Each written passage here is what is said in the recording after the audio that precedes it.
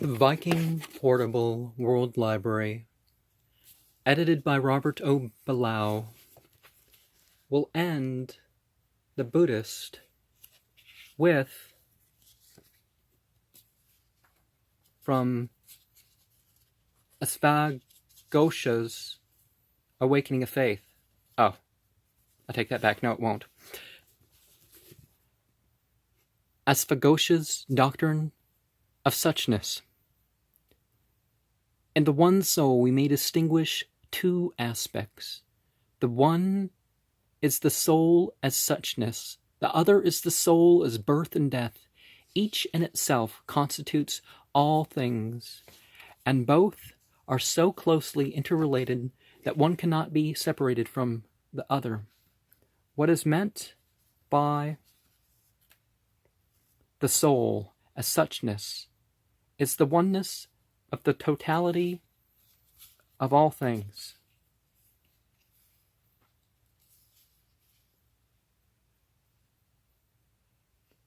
The great all-including whole, the quintessence of the doctrine. For the essential nature of the soul is uncreate and eternal. Therefore all things in their fundamental nature are not nameable or explicable. They cannot be adequately expressed in any form of language. They are without the range of apperception. They are universals. They have no signs of distinction. They possess absolute sameness. They are subject neither to transformation nor to destruction. They are nothing but one soul, for which suchness is another designation. Therefore they cannot be fully explained by words or exhausted by reasoning. In the essence of such, there is neither anything which has to be excluded nor anything which has to be added. The soul, as birth and death, comes forth, as the law of causation, from the Tathagata's womb. But the immortal, i.e. suchness, and the mortal, i.e. birth and death, coincide with each other. Though they are not identical, they are not a duality. Thus, when the absolute soul assumes a relative aspect, by its self-affirmation, it is called the all-conserving mind. The same mind has a twofold significance as the organizer and the producer of all things. Again, it embraces two principles: enlightenment, non-enlightenment. Enlightenment is the highest quality of the mind, as it is free from all limiting attributes of subjectivity. It is like unto space, penetrating everywhere, as the unity of all. That is to say, it is the universal Dhammakaya of all Tathagatas. The multitude of people are said to be lacking in enlightenment because ignorance prevails there from all eternity, because there is a constant succession of confused subjective states from which they have never been emancipated. But when they transcend their subjectivity, they can then recognize that all states of mentation, viz., their appearance, presence, change, and disappearance, in the field of consciousness, have no genuine reality. They are neither in a temporal nor in a spatial relation with the one soul, for they are not self-existent.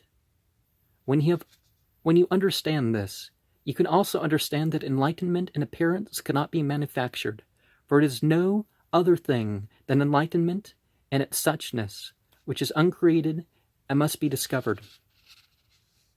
Whether that's a constructive or deconstructive process, that can vary. To illustrate a man who is lost goes astray because he is bent on pursuing a certain direction, and his confusion has no valid foundation other than that he is bent on a certain direction.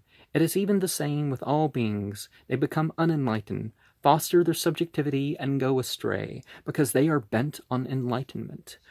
While the essence of the mind is eternally clean and pure, the influence of ignorance makes possible the existence of a defiled mind.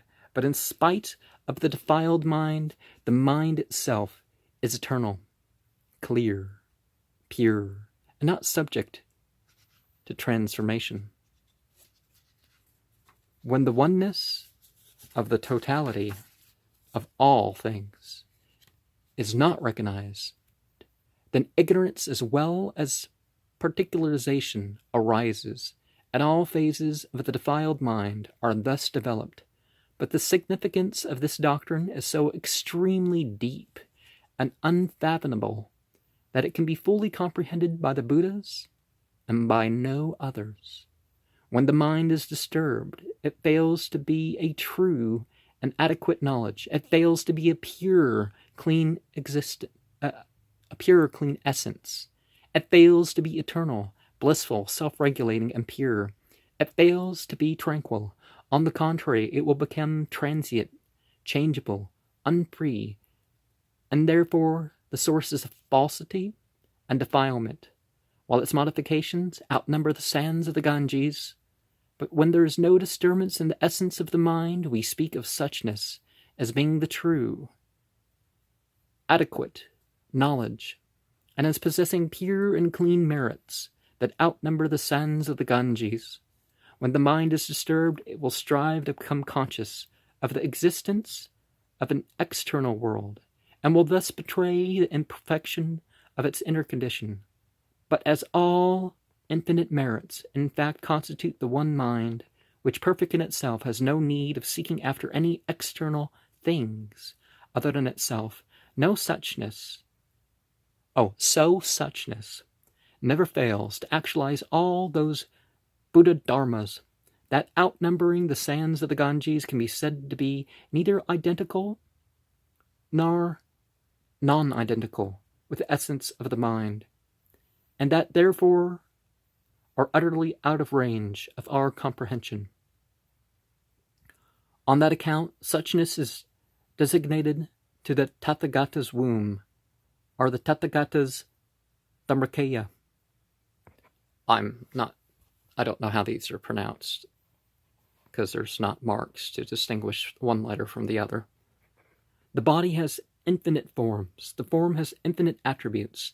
The attribute has infinite excellences, and the accompanying rewards of bodhisattvas, that is, the region where they are predestined to be born by the previous karma, has infinite merits and ornamentations, manifesting itself everywhere. The body of bliss is infinite, boundless, limitless, unintermittent in its action, directly coming forth from the mind. They could have made a simpler translation, but so remember, identify with what is permanent. Build or work with what is permanent according to the terms of the temporal.